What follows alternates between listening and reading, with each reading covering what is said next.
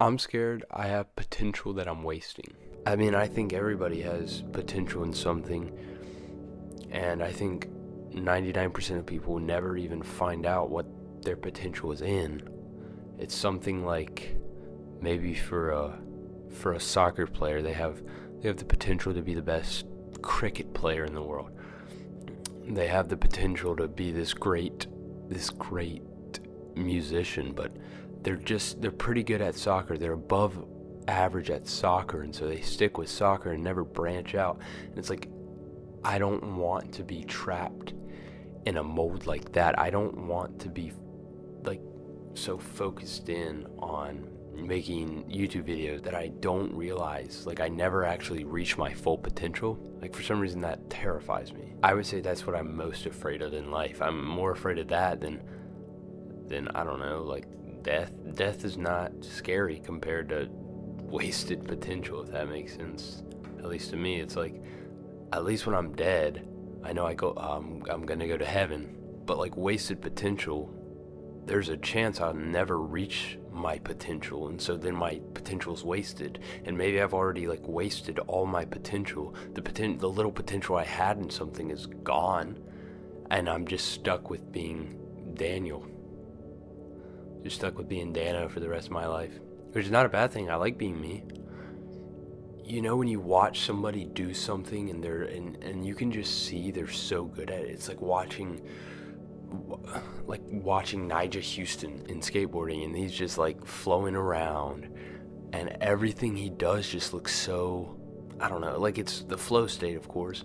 Or like watching LeBron do a workout where he's running up and down the court, laying the ball up, dunking, laying the ball up, shooting a three. It's all very like he knows what he's doing. He's calculated. He's been there before. He's doing it again.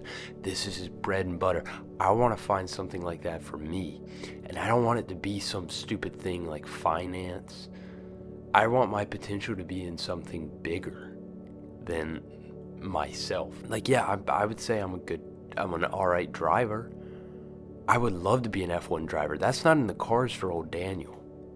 Daniel doesn't have the money to try it. Daniel's dad doesn't have the money. And maybe I can race go-karts or something, and that would be fun. I'd love to do that. And I shouldn't make excuses like I don't have the money or I don't live near a go-kart track. I can't gain potential. I can't chase the potential that I don't know I have. So it's like, why are we given potential? Why does God give us potential? Why do we have God-given potential that we don't know? And it's beautiful when we figure it out. It makes it all worth it. But it's like we have to figure it out. I'm a massive Duke fan, if you can't tell. Duke basketball. I have 2 Duke jerseys. Been to a Duke game at Cameron. Been to a Duke game at Cameron North, which is also where the Knicks play or whatever. That little place called whatever, Madison Square Garden. And there was this player back in 2019. Not Zion, but Zion's like one of the 3. It was Zion, RJ Barrett, and then Cam Reddish. And Cam Reddish, where do I even start with you, buddy? You are a Duke legend. I'll always love you. And if I was ever in a position where I could help you out, I'd do it in a heartbeat, because, man, you were supposed to be something special. So basically, Cam Reddish, Duke had I don't actually know if it was 1, 2, and 3 top picks, like the 3 best high school players, but it was close to that. They had Zion, RJ Barrett, and Cam Reddish. Cam Reddish had the potential, in my eyes, to be the best out of the 3. Anything you needed him to do on the floor, he could do. But he wasn't the number 1 option. He never got to be the number 1 option. Even when Zion blew out his shoe in the UNC game, RJ Barrett took over. Not like it's a bad thing. RJ Barrett did pretty well. I love RJ Barrett as much as I love Cam Reddish. And Cam Reddish, he had an NBA stint. He just recently, at 26 years old, he's going overseas, I believe, to play. I don't want to say it's his fault that he has wasted potential, because a guy like him, he put in so much work to be the best he could, and then he wasn't even the best on the team, at least in the coaching staff room. I think he should have been point guard. He should have been lean point guard. He could have been more than he was. He was doing everything he could every time he touched the ball. And yes, he's going to make mistakes. Of course he's going to make mistakes. Everybody makes mistakes. There's only been one person that ever walked the earth that hasn't made a mistake.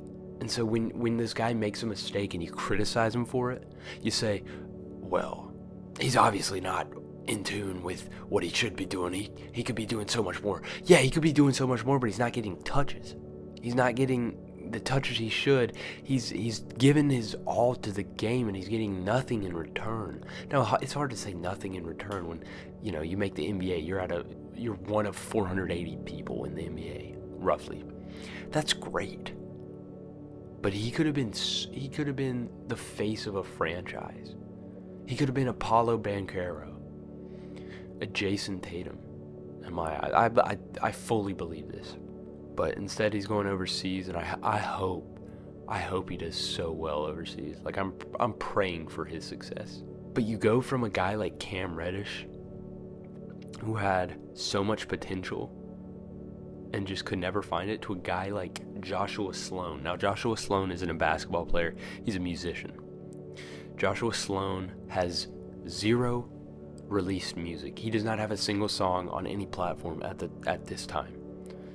He's like working on an album or something. He opened for Zach Bryan and John Mayer and had a almost sold out tour, I think, on his own, of crowds singing his songs. He doesn't have a single release song, and he's doing these big shows where he sells out. And I'm over here speaking to my computer about wasted potential.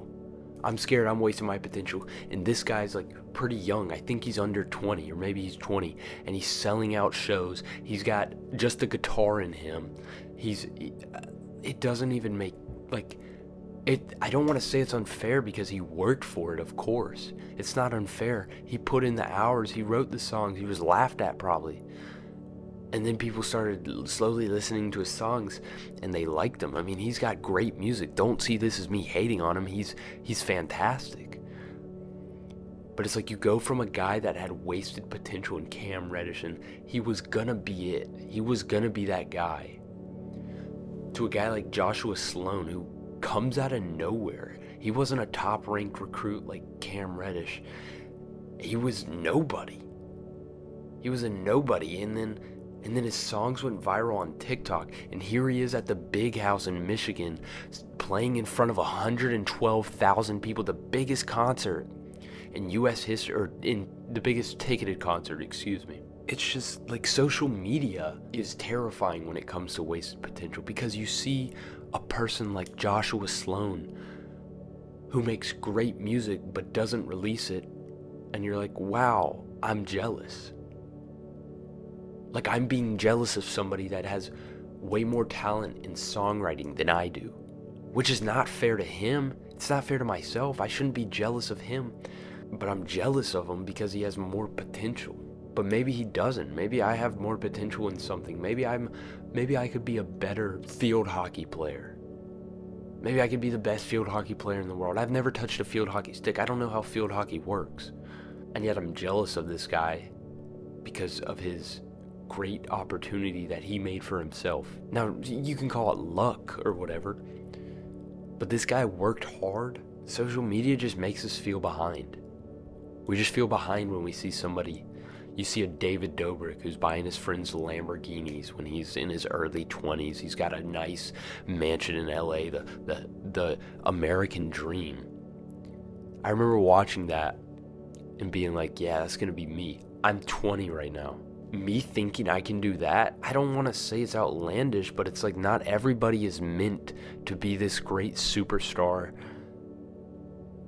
that makes billions of dollars and buys his friends anything they want. Not that that's wrong. Don't think I'm saying that's wrong. I'm happy that David Dobrik can do that, because that brought me joy in middle school. I loved watching his vlogs. But when you watch a David Dobrik vlog, you kind of see, he's basically, a lot of his vlogs are very flow statey. Like, you can see they're one of the best things to watch on YouTube because you're so interested and you leave the video wanting more. But the video's only 4 minutes and 20 seconds. So of course you're gonna watch the next one. Of course you're gonna find yourself at 2 a.m. farting around your computer after watching 12 videos in a row. And you're like, oh, could I do this? No, you don't have the friends that go out and get drunk, which is probably good. And if you do, I don't know, maybe film them. Maybe they'll say something stupid. We all have this potential. I think we all have potential in something. And I think that the sad factor is a lot of us never figure out that potential. I may be wrong, but a lot of us have potential in multiple things, but we have one high level of potential. Like, I know this guy in my town, high level of potential. He's met his potential in his business. He's a real estate agent. That's like, oh, what? Well, anybody can be a real estate agent. No, anybody can't, because he's the type of guy that you go into his commercial business and you're like, hey, I want to build blah, blah, blah on this plot of land for blah, blah, blah. Well, guess what? You're going to win. You're going to see it as a win. He's going to win. Everybody involved is going to win. He's a win-win-win-win-win kind of guy. Everybody is going to win. He's going to make money for himself. He's going to make money for his business. He's going to make money for you in giving you a spot to earn money. Maybe my potential is not in some artistic field. Like, I don't think I'll ever be some big musician. Maybe I will if I start making music. I don't want to get to heaven. And I don't think this would happen. God is not a person that judges you in the fact of, look what you could have been and you weren't kind of guy. He's not going to guilt you into it. But I don't want to get to heaven and it end up being that I was going to be the best lacrosse player. I was going to be the best skateboarder. I was going to be the best Battlefield 6 player. I don't want that for myself. I hope this made sense.